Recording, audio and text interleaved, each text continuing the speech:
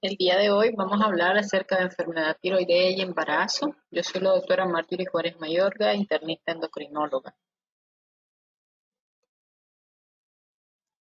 La enfermedad tiroidea en el embarazo es una enfermedad relativamente común. Sabemos que en la función de la glándula tiroidea el embarazo tiene un impacto profundo en cuanto a muchos cambios que se dan. Vamos a mencionarlos posteriormente. Y esperamos normalmente que la glándula tiroidea aumente durante el embarazo, pero este tamaño puede ser mayor dependiendo del grado de suficiencia de yodo. Se espera que las mujeres que tienen o que viven en lugares suficientes de yodo, la glándula tiroidea puede aumentar hasta un 10% su tamaño, y en las que viven en lugares donde hay deficiencia de yodo, este aumento puede ser mayor hasta en un 20 a un 40%. Un tercio de la población mundial se dice que vive en lugares donde hay deficiencia de yodo. Estos son algunos de los cambios fisiológicos que esperamos durante el embarazo. Podemos ver cómo normalmente los estrógenos están aumentados en el embarazo, y esto va a hacer que aumente la globulina de unión a hormonas tiroideas, y con esto el aumento en la producción de hormonas tiroideas. Vamos a esperar un aumento de T3 y de T4, el cual va a llegar a ser hasta de un 50% mayor producción, y principalmente este va a iniciarse a partir de la séptima semana de gestación hasta las 16 semanas de gestación, y a partir de las 16 semanas de gestación en adelante este aumento en la producción de hormonas tiroideas se va a mantener aumentado hasta en un 50% más de lo que ya se tenía, digamos, como valor basal. Este aumento no se da de una forma repentina, va a darse de forma gradual, decimos, de las 7 semanas hasta las 16 semanas, y a partir de estas en adelante este aumento se va a mantener. También otro de los cambios que se esperan en el embarazo es el aumento de gonadotropina coriónica humana, que sabemos que tiene una homología estructural con TSH, y esto va a hacer que esta estimule el receptor de TSH, pudiendo aumentar los valores de T4 libres, los cuales generalmente van a ser de forma muy leve, casi siempre van a estar dentro de los rangos normales, pero aumentados pues en relación a que se aumenta la gonadotropina coriónica humana, y esta va a estimular el receptor de TSH. Debido a este aumento que tenemos en la producción tanto de hormonas totales como de la libre, pues también va a ser esperado una disminución de TSH, y esto principalmente cuando se da el pico máximo de elevación de gonadotropina coriónica humana, que suele ser alrededor de las 12 semanas de gestación, y ya va descendiendo alrededor de las 18 a 20 semanas. También vamos a encontrar valores elevados de T3 reversa, debido a que durante el embarazo se va a dar un aumento de la yodasa tipo 3. Vamos a encontrar también un aumento de excreción renal de yodo, eh, lo cual va a disminuir los depósitos de yodo. Todos estos cambios en una mujer embarazada sana van a ser recibidos de una forma adecuada, y no así en una paciente que, por ejemplo, tiene depósitos de yodo ya disminuidos, tiene deficiencia de yodo, lo cual todos estos cambios van a llevar a una menor cantidad de yodo en esta paciente, y por ende pues no se va a dar un aumento adecuado de hormonas de producción, de hormonas tiroideas.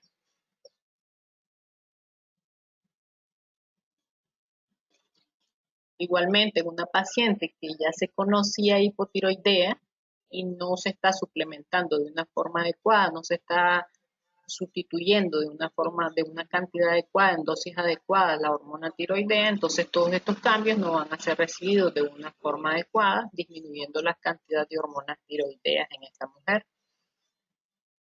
Con respecto a lo que hablábamos del grado de suficiencia de yodo, pues se sabe que tiene un impacto importante la cantidad de yodo de la que disponga esta mujer. Normalmente decimos que la mujer tiene cantidad óptima de yodo, consumo óptimo de yodo, si al medirle la yoduria, esta se encuentra entre 149 y 249 microgramos por litro de yodo, entonces hay un consumo óptimo de yodo.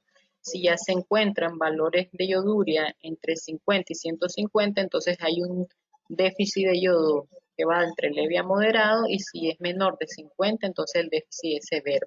Está bien claro, bien establecido que la deficiencia de yodo de forma severa está asociado a alteraciones a nivel cognitivo, alteraciones a nivel intelectual del producto, pero además se ha visto asociado a bocio tanto a nivel materno como a nivel fetal, presencia de nódulos en un 30% de estas mujeres que tienen déficit severo, asociado a muerte fetal, mortalidad infantil, pérdidas de embarazo, aumento de mortalidad perinatal y lo que ya decíamos, está bien establecido, pues alteración a nivel de la función cognitiva.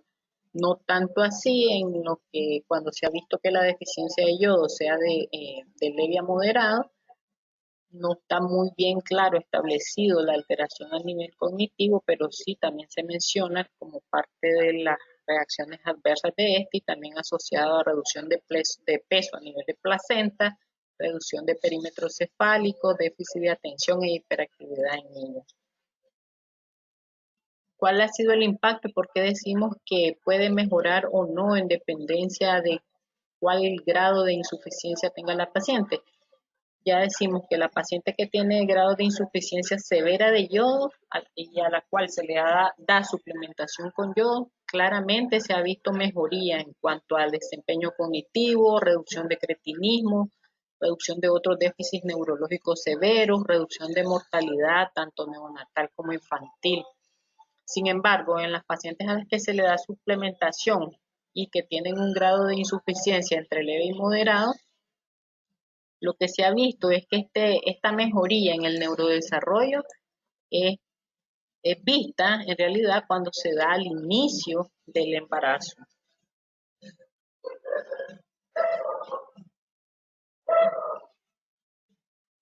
Vemos aquí como en algunos estudios en donde se ha reportado estos efectos pues, de forma variable.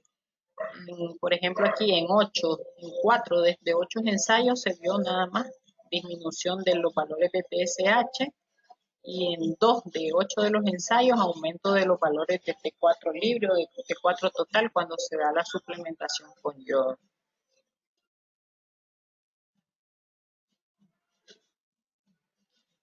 Ahora, ¿cuáles han sido los avances según la Asociación Americana de Tiroides desde el 2011? Se hizo una revisión en las guías que nos daba la ATA en el 2011, se revisaron estudios desde 1990 hasta el 2011 y ya en el 2017 se reformularon las nuevas recomendaciones pues, de los últimos 25 años en cuanto a cómo hacer diagnóstico y tratar la enfermedad tiroidea y embarazo. El hipotiroidismo materno vamos a definirlo cuando hay elevación de la TSH por arriba del límite de referencia específico por trimestre, y este va a ser principalmente de causa autoinmune, igual que en la mujer no embarazada. O sea, el hipotiroidismo clínico, hipotiroidismo manifiesto, su principal causa es autoinmune. También en el hipotiroidismo materno o hipotiroidismo en la mujer gestante, la principal causa va a ser autoinmune.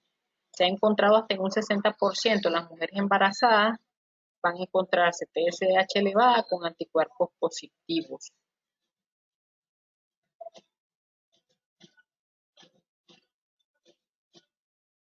En el 2011, que se editaron las primeras guías para cómo manejar el hipotiroidismo, el hipertiroidismo en una mujer embarazada, se establecieron rangos de referencia, que son los que hasta la actualidad pues son los más usados, en donde la TSH, el límite de referencia que nos daban era hasta 2.5 en el primer trimestre y hasta 3 en el segundo y en el tercer trimestre. Esto fue basado en 6 estudios, principalmente de mujeres estadounidenses y europeas. En total eran 5.500 mujeres y a partir de estos estudios, de estos 6 estudios, fue que se dictaron estas pautas, estos valores de referencia que son los que han sido más usados. Posteriormente a que se dieron esas primeras guías en el 2011, se han estado haciendo estudios con diferentes poblaciones, con más cantidad de mujeres embarazadas, hasta un total de 60.000 mujeres, en donde ya no solo incluyen mujeres estadounidenses o mujeres europeas, sino que se incluyen otro tipo de poblaciones, mujeres asiáticas, Países Bajos, y a partir de esto se han dictado pues nuevas recomendaciones. Una de las recomendaciones dictadas es que se deben usar rangos de TSH, o sea, idealmente de la población local. Lo ideal sería que usáramos nuestros propios rangos de referencia de TSH según nuestros propios estudios.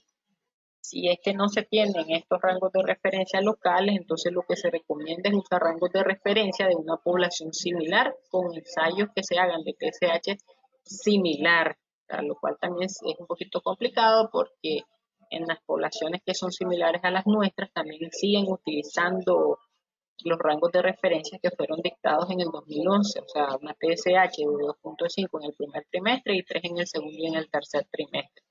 Estos son los estudios de los cuales decimos que se han estado dando como las nuevas recomendaciones con más de 60.000 mujeres de diferentes poblaciones. Podemos ver aquí diferentes poblaciones, ya no solo mujeres europeas o estadounidenses, y vemos cómo los rangos que se han estado encontrando en el límite superior de referencia es bien variable. Si se fijan aquí, los valores de TSH van desde el percentil 2.5 a 97.5 y podemos ver cómo el límite superior de referencia supera en la mayoría de las veces el 2.5 que nos decían para el primer trimestre o 3 en el segundo o en el tercer trimestre. Estas mujeres eran mujeres que estaban, la mayoría, casi todas o todas estaban entre el primer y el segundo trimestre de embarazo.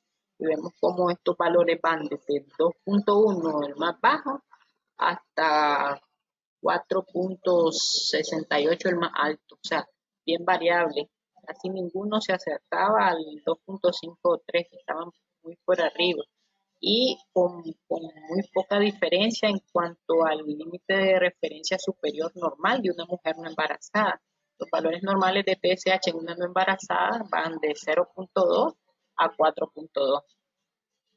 Otra de las cosas que tenemos que notar aquí es que también se toma en cuenta lo que es el grado de suficiencia de yodo, que la mayoría de las veces en todos estos estudios reportados no estaban en rango óptimo, tenían grados de deficiencia que iban entre leve a moderado. También otra de las cosas que había que tomar en cuenta era el índice de masa corporal, que la mayoría de las veces tampoco fue encontrado en estos estudios. La siguiente recomendación que se daba a partir de estas nuevas observaciones es que se use, si es que no tenemos ni lo primero ni lo segundo, no tenemos datos de nuestra población local y tampoco tenemos datos, digamos, de referencia de una población similar que use un ensayo de TSH similar al que se usa en nuestro lugar, entonces lo que se recomienda es usar un límite de referencia superior de 4. ¿Esto debido a qué? Debido a que se ha visto, ya decíamos, que el límite de referencia superior nada más estaba reducido en 0.5 microunidades por litro con respecto al de una no embarazada y con respecto al límite inferior solo una reducción de 0.4. Entonces, usar el rango de referencia típico de una no embarazada en 4, a partir de las 7 a 12 semanas de gestación, era lo que se estaba recomendando. Para los efectos adversos que han sido asociados a hipotiroidismo manifiesto en el embarazo y los que son los que la mayoría pues conocemos y por lo que estamos claros que debe de manejarse el hipotiroidismo clínico en una embarazada, es pérdidas de embarazo. Vemos como Avalovich y Alan y colaboradores mostraban valores hasta un 60% de riesgo de pérdida fetal en mujeres con hipotiroidismo manifiesto y luego hasta un 22% de hipertensión gestacional, además asociado a parto prematuro, bajo peso al nacer y bajo pues, coeficiente intelectual en la descendencia. Ya con respecto al hipotiroidismo subclínico es controvertido debido a que algunos referían que sí hay efectos adversos en el producto de una mujer que tenga hipotiroidismo subclínico y otros decían que no.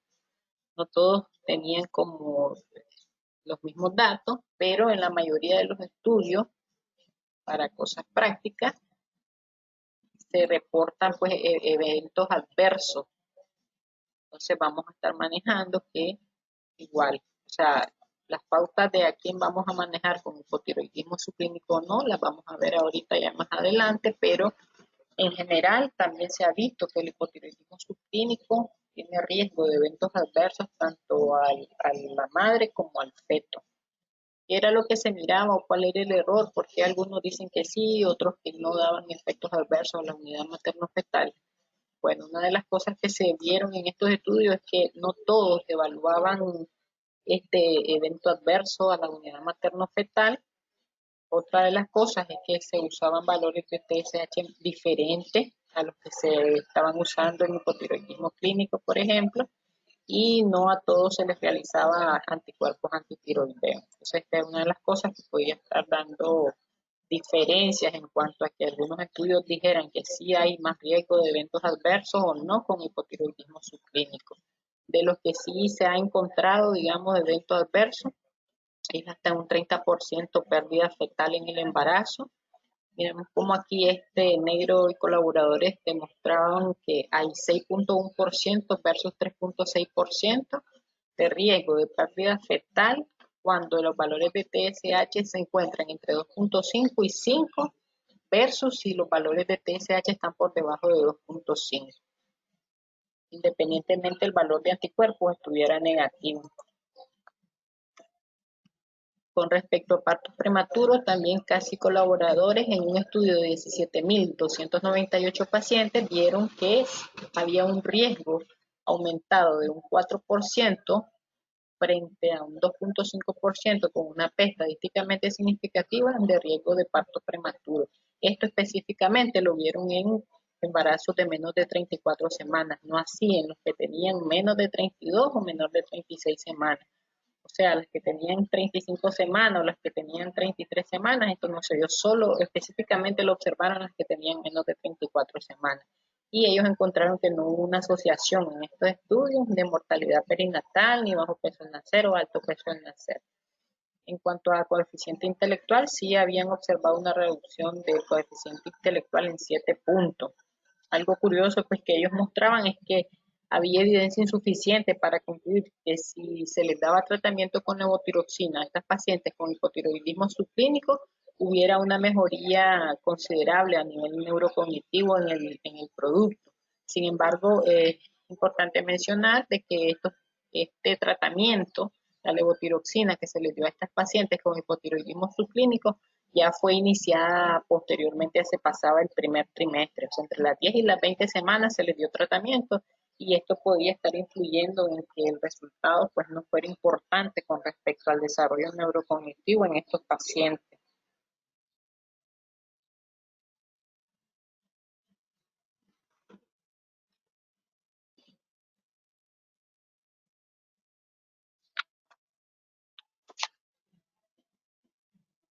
Aquí otra de las cosas importantes a mencionar es que Liu y colaboradores observaron que el riesgo de complicaciones adversas en el embarazo, en el hipotiroidismo subclínico, se miraba o estaba mejor demostrado cuando los valores de TSH estaban altos, pero a estos valores de TSH altos, más de 2.5, se le asociaban anticuerpos antiperoxidasa positivos. Este fue un estudio prospectivo que se realizó en 4.600 embarazadas con asignación al azar. Eran pacientes a las que, o sea, la asignación al azar era que estas pacientes se les iba a las que se les hacía, digamos, detección universal y al otro grupo se les hacía detección, o sea, perfil tiroideo, a las que tuvieran factores de riesgo alto para hipotiroidismo. Como sabemos, esto de hacer, ¿a quién le vamos a hacer un perfil tiroideo? ¿A qué embarazada? También es algo controvertido. Digamos, algunos opinan porque se le haga nada más. La Asociación Americana de Tiroides, por ejemplo, eh, está más a favor de que se les haga nada más perfil tiroideo de detección de hipotiroidismo a las que tengan factores de riesgo para hipotiroidismo, no de forma universal. Algunos otros, como por ejemplo la Asociación de Endocrinología, opta más por hacer como detección universal y dar tratamiento a toda paciente con hipotiroidismo. Sin embargo, pues en este estudio lo que se hacía era que a un grupo se les hacía detección universal y al otro grupo se les hacía detección si tenían factores de riesgo o no para hipotiroidismo. Para mencionar, ya más adelante también vamos a ver cuáles son los factores de riesgo, pero personas o mujeres más de 30 años o pacientes que tengan antecedentes de hiper o de hipotiroidismo, antecedentes de otras enfermedades autoinmunes, índices de masa corporal elevados como obesidad mórbida, antecedentes de pérdidas fetales pues que no se conozca la causa, etcétera. Entonces, esos factores de riesgo son los que toma en cuenta la Asociación Americana de Tiroides para decir si se le va a hacer o no se le va a hacer perfil tiroideo a una embarazada. Posteriormente que se hizo esta asignación al azar para ver si se hacía detección universal o detección según factor de riesgo, también se asignaba un grupo a las que se les daba tratamiento con levotiroxina y a las que no se les daba tratamiento con levotiroxina. Podemos ver aquí cómo pues, los parámetros eran iguales, las que tenían TSH más de 2.5 y anticuerpos positivos, a las que se les dio tratamiento y a las que no se les dio tratamiento con levotiroxina. Lo que se observó es que a las que se les dio tratamiento con levotiroxina se les hubo una reducción significativa en cuanto a lo que es riesgo de complicaciones. También se puede ver cómo este riesgo de complicaciones es similar en la paciente que tiene una TSH por arriba de entre 5 y 10. Decíamos que ahora pues el rango de referencia que se propone que se use es 4 cuando no se tengan datos de referencia locales o cuando no tengamos poblaciones similares que no tengan un rango de referencia. Entonces ellos mencionaban de que si la TSH se encuentra entre 5 y 10, el riesgo de complicaciones en el embarazo es similar que si tuviera los anticuerpos positivos con mayor riesgo de complicaciones, pues, principalmente pues pérdidas fetales.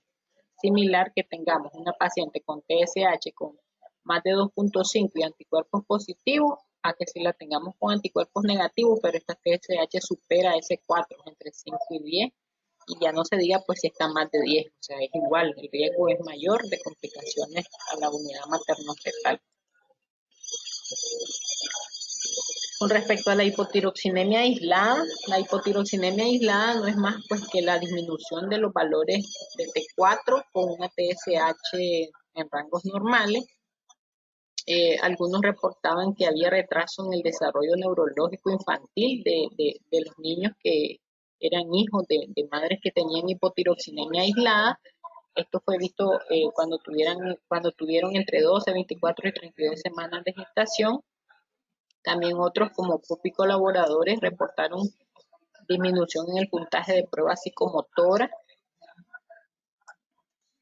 Lee colaboradores demostró disminución del coeficiente intelectual en los niños que fueran hijos de madres con hipotiroxinemia, principalmente en el primer trimestre de embarazo, y ya en otros ensayos a los que se les dio tratamiento con levotiroxina, si tenían hipotiroxinemia aislada, pues no observaron ningún efecto beneficioso en cuanto a nivel cognitivo si se le daba tratamiento, pero esto fue dado ya posterior al primer trimestre de embarazo. Con respecto a dar o no dar tratamiento a hipotiroxinemia aislada, depende de qué guía nos esté diciendo si lo demos o no lo demos. En general, la Asociación Americana de Tiroides no recomienda dar de rutina tratamiento con levotiroxina a mujeres que tengan hipotiroxinemia aislada, pero esto tiene un grado de recomendación débil y evidencia baja. Va a depender más que todo de pues, evaluar según cada médico, ver qué otros factores de riesgo tiene la paciente para decidir si se le va a dar o no se le va a dar tratamiento a los pacientes que tengan hipotiroxinemia aislada. Ahora, el tratamiento para hipotiroidismo manifiesto, debido a que se está bien claro de cuáles son los riesgos que se tienen para tener reacciones adversas a la unidad materno-fetal, también se está clarísimo de que se le debe dar tratamiento con levotiroxina a toda paciente embarazada que tenga hipotiroidismo manifiesto o hipotiroidismo clínico, que no es más que la elevación de la TSH y disminución de los niveles de T4 y de T3, ya sean totales o libres. El diagnóstico de hipotiroidismo manifiesto va a hacerse así, o sea, TSH elevado, más del límite de referencia que estemos usando, y valores de T4 y T3, ya sean totales o libres, bajos. Eso es lo que nos define hipotiroidismo manifiesto. Ya estamos claros que el hipotiroidismo manifiesto está asociado a complicaciones adversas a la unidad materno-fetal y por ende el tratamiento está claro que se tiene que dar con levotiroxina durante el embarazo. Ahora, en el hipotiroidismo subclínico, debido a que existen controversias de que algunos decían de que sí hay o no hay reacciones adversas a la unidad materno-fetal, entonces aquí se deben de tomar en cuenta algunos parámetros. Ya decíamos que dependiendo del valor de TSH, dependiendo de cómo están los niveles de anticuerpos antiperoxidasa, entonces, y dependiendo del valor de referencia que estemos usando, si es que estamos usando el valor de referencia, 4, que es lo que es la propuesta, digamos, última que se hizo a través de la Asociación Americana de Tiroides. Entonces, estos 3 parámetros nos van a ayudar a definir si vamos a dar tratamiento definitivamente, si vamos a considerar dar tratamiento o si definitivamente no vamos a dar tratamiento. Ahora, ¿qué paciente le vamos a dar? O sea, está claro que se le va a dar tratamiento con levotiroxina. Paciente que tenga niveles de TSH mayor al rango de referencia, aquí se refiere al 4 que estábamos mencionando y además que tenga anticuerpos antiperoxidasa positivos. O sea, eso está clarísimo de que hay que darle tratamiento con levotiroxina. Ahora, ¿a qué otra paciente está claro darle tratamiento? TSH más de 10, aunque los anticuerpos estén negativos. Independientemente del valor de anticuerpos, toda paciente embarazada con TSH más de 10 debe darse tratamiento. ¿A qué paciente vamos a considerar dar tratamiento? Entonces, una paciente que tenga TSH más de 2.5, pero menos de 4, menor del límite superior del rango de referencia que ellos estaban mencionando, y anticuerpos positivos. Porque ya mencionábamos que estas pacientes con TSH más de 2.5 y anticuerpos antiperoxidasa positivos, pues tenían un mayor riesgo de pérdida fetal. ¿A qué otra paciente vamos a considerar darle? Si los valores de TSH están más del límite de referencia, o sea, más de 4, pero menos de 10 y anticuerpos negativos, entonces vamos a considerar darle. La mayoría de las veces les vamos a dar, pero pues no te lo dicen así como que darlo exigidamente, obligatoriamente, sino considerar darlo. Por lo que decíamos que va a tener un riesgo similar de pérdida fetal o de complicaciones a la unidad materno-fetal cuando estos valores son entre 5 y 10 mencionábamos, aunque el nivel de anticuerpos esté negativo.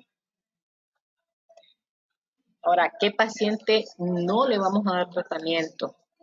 Entonces, en este grupo tenemos, si la TSH está en un rango normal, vamos a decir normal cuando los valores sean menores de 4 o si es que estamos usando valores de los que siempre se han usado, menos de 2.5 en el primer trimestre o menos de 3 en el segundo y el tercer trimestre, y anticuerpos negativos, entonces a esa paciente no debe de darse. La última propuesta decíamos que era que se usara 4, entonces si tiene menos de 4 de TSH y anticuerpos negativos, a esta paciente no se le debe de dar. O sea, es importante a estas pacientes no solo pedir un perfil tiroideo, sino ver cómo están los anticuerpos antiperoxidasa positivos en el caso de que el diagnóstico sea hipotiroidismo subclínico. Cuando decimos que hay hipotiroidismo subclínico, cuando los valores de TSH están elevados y los niveles de T4 y T3 están normales. Eso es un hipotiroidismo subclínico. En ese caso es donde vamos a ver si consideramos dar tratamiento, si no vamos a dar tratamiento o si definitivamente sí hay que dar tratamiento.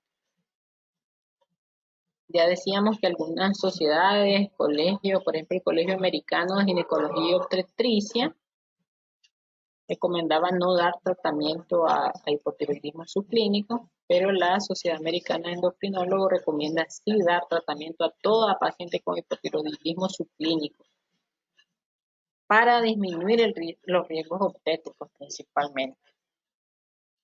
¿Para qué tratamiento es el que le vamos a dar?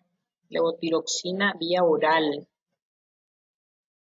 La levotiroxina vía oral, la mayoría de las veces se va a necesitar un aumento. Se dice que en el aumento, más o menos en un 50 hasta un 85% de las mujeres que ya estaban siendo tratadas con hipotiroidismo como hipotiroidismo con levotiroxina, van a necesitar un aumento de la dosis de levotiroxina en el embarazo. O sea que si estabas usando 100 microgramos diarios antes de estar embarazada, entonces vas a requerir un aumento. La mayoría de las veces, si 100 mujeres, por ejemplo, estaban utilizando levotiroxina, 50 al 85% de estas mujeres van a necesitar un aumento de la dosis de la levotiroxina. ¿En qué porcentaje? Depende. Algunos dicen que entre un 20 y un 30%, otros se dicen que entre un 25 y un 50% es el aumento de la dosis que se va a dar con respecto a la dosis previa que tenía antes de estar embarazada. En general, no se recomienda dar ninguna preparación diferente a T4, que es la misma levotiroxina. Por ejemplo, T3 o cualquier otro preparado que contenga T3 no debe usarse en el embarazo debido a que la T3 es relativamente impermeable a nivel del sistema nervioso central del feto. O sea, si lo damos como T3, no atraviesa el sistema nervioso central del feto debido a que este es relativamente impermeable a T3.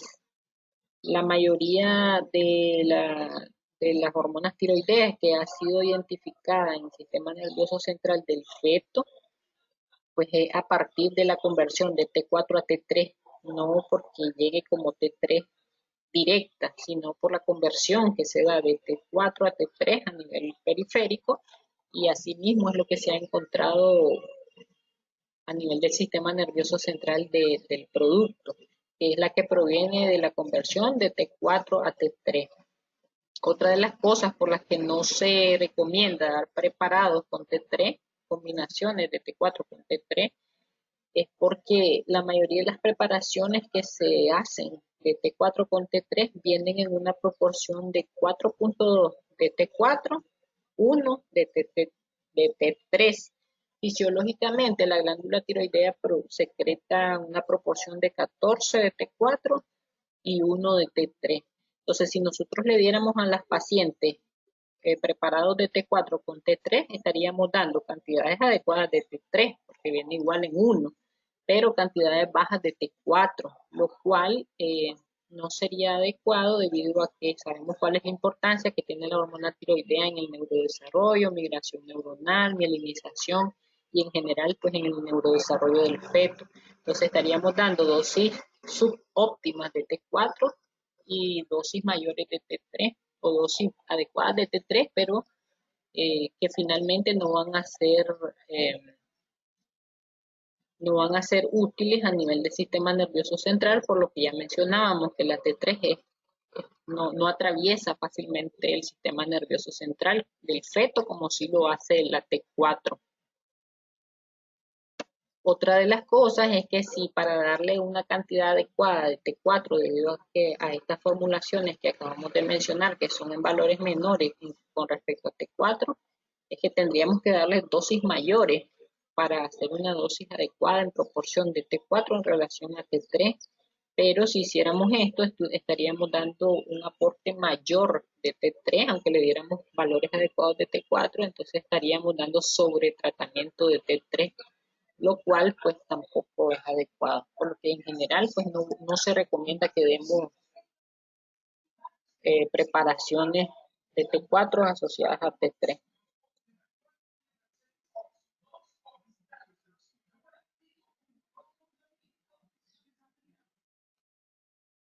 Ahora, ¿cuál es la dosis que vamos a usar? Ya mencionábamos que si la mujer ya tenía hipotiroidismo antes del embarazo, entonces vamos a aumentarle en un 20 a un 30% de la dosis que ya tenía. Digamos que dependiendo de dónde lo leamos, a veces se menciona hasta un 50% de la dosis previa. O otra de las técnicas que se pueden usar es aumentar 2 dosis a las 7 dosis semanales. Por ejemplo, si la paciente usaba 100 microgramos diarios, serían 700 microgramos a la semana. 2 dosis serían aumentar 200 microgramos. Entonces, en vez de darle 700, le daríamos 900. Y eso lo tendríamos que pues, dividir en los 7 días de la semana. o no necesariamente se tiene que dividir. Bien podríamos, por ejemplo, dar 100 diarios de lunes a viernes y en vez de dar 100 sábado y domingo, estaríamos dando 200 sábado y 200 domingo. O sea, todo con el objetivo de aumentar las 2 dosis a las 7 dosis que se dan semanales. Lo más como adecuado sería aumentarle eh, en un 20 a un 30% si usa 100 diarios, por ejemplo, sería que le diéramos 100, 130 si fuera el 30% que le vamos a aumentar diario. Pero pues como no tenemos preparaciones de 130 microgramos, entonces lo más cercano sería dar 125 microgramos diario en vez de 100. Ahora en el posparto tenemos que hacer una reducción a la dosis previa. Si en el embarazo le aumentamos a 125 microgramos diarios, entonces ya en el posparto sería volver a la dosis que usaba previamente, que serían los 100 microgramos diarios, y hacer un control de 4 a 6 semanas posteriores. Esto es en general, pero debemos de recordar de que pues en estudios más recientes se ha visto de que las pacientes, principalmente las que tienen la tiroiditis de Hashimoto, eh, más del 50% de estas pacientes llegan a requerir quedarse con ese aumento de dosis que se hizo en el embarazo. O sea que si antes del embarazo usaba 100, en el embarazo le aumentamos a 125, se ve que más del 50% de estas mujeres llegan a necesitar quedarse con ese 125 microgramos al que se subió durante el embarazo, pero esto ya va, o sea, no es solo decirlo y quedarse con la dosis, sino que debe de llevarse a cabo en base a cómo vaya saliendo pues el perfil tiroideo de control para ver si va a necesitar que sigamos con la dosis de 100 microgramos o si siempre la vamos a mantener con los 125. Pero la idea general es reducirle la dosis a la dosis previa que tenía antes del embarazo y de ahí partir si es que va a requerir más dosis o las mismas dosis. Si el hipotiroidismo se diagnosticó durante el embarazo, hay que valorar si vamos a continuar o no con el tratamiento. En general, se le va a suspender el tratamiento y se va a evaluar en base a controles posteriores de perfil tiroideo. ¿Cuál va a ser el objetivo? ¿Cómo vamos a mantener la TSH? En general, lo que hemos manejado es que menos de 2.5 es lo que vamos a mantener de TSH. Sin embargo, si tenemos datos propios de locales, lo que se recomienda es mantenerla por debajo de la mitad inferior del límite de referencia. Por ejemplo, si nuestro límite de referencia fuera 2, mantenerlo por debajo de la mitad sería menor de 1. Dentro de los factores de riesgo que ya mencionábamos, más o menos, en general, los tres grandes que menciona la ATA es cuando, la paciente, pues toda paciente que ha recibido tratamiento con radiación con yodo, obviamente va a tener un alto riesgo de quedar con hipotiroidismo. La mayoría de las veces quedan con hipotiroidismo, no necesariamente va a quedar con hipotiroidismo, puede ser muy pocas pacientes que han recibido tratamiento con yodo para cura de hipertiroidismo quedan sin necesitar tratamiento con levotiroxina, pero pues son muy poquitos los casos y siempre hay que estar haciéndole el seguimiento porque en algún momento llegan a necesitar tratamiento porque quedan con hipotiroidismo. También las pacientes post-tiroidectomía, esto principalmente si la tiroidectomía es parcial, porque si la tiroidectomía es total, pues obviamente ese paciente va a necesitar tratamiento con levotiroxina, pero si la tiroidectomía es parcial, sí existe alto riesgo de que esta paciente pues llegue a requerir un tratamiento permanente con levotiroxina, porque a pesar de que queda la mitad de tiroides, entonces estas pacientes pueden exacerbar la enfermedad autoinmune o el infiltrado linfocitario a nivel de la mitad que quedó y esta no ser suficiente y finalmente pues requerir tratamiento con levotiroxina. Igual, otro de los factores de riesgo es si tienen anticuerpos antiperoxidasa o antitiroglobulina positivos, entonces son pacientes con alto riesgo. Vemos aquí como en este estudio de 87 mujeres, quienes tenían anticuerpo antiperoxidasa positivo antes del embarazo o en el primer trimestre de embarazo, hasta en un 20% se pudieron observar en este estudio, llegaban a tener niveles de TSH más de 4. Igual, si Las elevaciones de TSH van dándose a medida que progresa el embarazo, entonces eso también se ha visto como un mayor riesgo de tener finalmente TSH en valores por arriba de lo normal y requerir tratamiento con levotiroxina. Esta es la tabla que nos presenta la Asociación Americana de Tiroides, en donde están pues todos los factores de riesgo en los que ellos recomiendan a qué mujeres se les va a hacer un perfil tiroideo para detectar hipotiroidismo. Y ya había mencionado algunos, pero otros es toda paciente que tenga esterilidad, o mejor dicho, infertilidad. Si está estudiando por infertilidad, entonces debe de hacerse un perfil tiroideo porque tiene riesgo de tener hipotiroidismo, o quienes estén siendo tratadas con amiodarona, litio o tratamientos que puedan interferir en la síntesis de la hormona tiroidea, o que hayan recibido o se hayan hecho algún estudio con algún medio de contraste yodado, que haya tenido historia de radiaciones de cabeza y cuello. Ya mencionábamos antecedentes de cirugías, tiroidectomías previas, o por ejemplo si viven en lugares donde ya se conozca que hay grados de insuficiencia de yodo.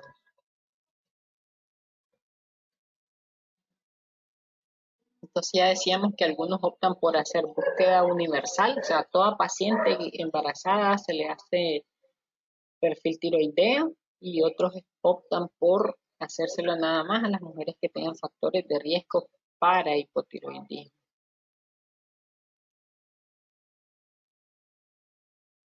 La evaluación debe hacerse cada 4 semanas durante la primera mitad del embarazo y al menos una vez al acercarse a las 30 semanas. Y pues el tratamiento adecuado, o sea, una mujer que tiene hipotiroidismo se le da tratamiento con levotiroxina y está dándose un seguimiento adecuado, su perfil tiroideo va bien, se bebe su tratamiento, o sea, todo va bien, no es necesario hacer ninguna otra prueba adicional, por ejemplo, ultrasonidos seriados o muestras de cordón umbilical o etcétera, alguna otra prueba especial, no es necesario. Y aquí tenemos un algoritmo en el que decíamos mujeres, esto es de la ATA, mujeres con alto riesgo, se le debe hacer pues TSH lo más pronto en el embarazo apenas se confirme, y enviarse niveles de anticuerpos antiperoxidasa cuando los niveles de TSH estén por arriba de entre 2.5 y 10. Ya decíamos que si tienen más de 10 hay que darle tratamiento, pero si está entre 2.5 y 10, el dar tratamiento, pues más que todo va a depender de cómo estén los valores de anticuerpos. Entonces vemos aquí, si está entre 2.5 y 10 y anticuerpos positivos, entonces hay dos posibilidades. Si está entre 2.5 y 4, vamos a dar tratamiento. Consideramos dar tratamiento. Si está entre 4 y 10, vamos a dar tratamiento. Si los anticuerpos están negativos y la TSH está entre 4 y 10, vamos a considerar dar tratamiento. Si los anticuerpos están negativos y la TSH está entre 2.5 y 4, las dos cosas están bien. O sea, entre 2.5 y 4, acordémonos que ahora ellos toman como límite de referencia 4, entonces menos de 4 sería normal. Y anticuerpos negativos, entonces todo está bien, no dar tratamiento.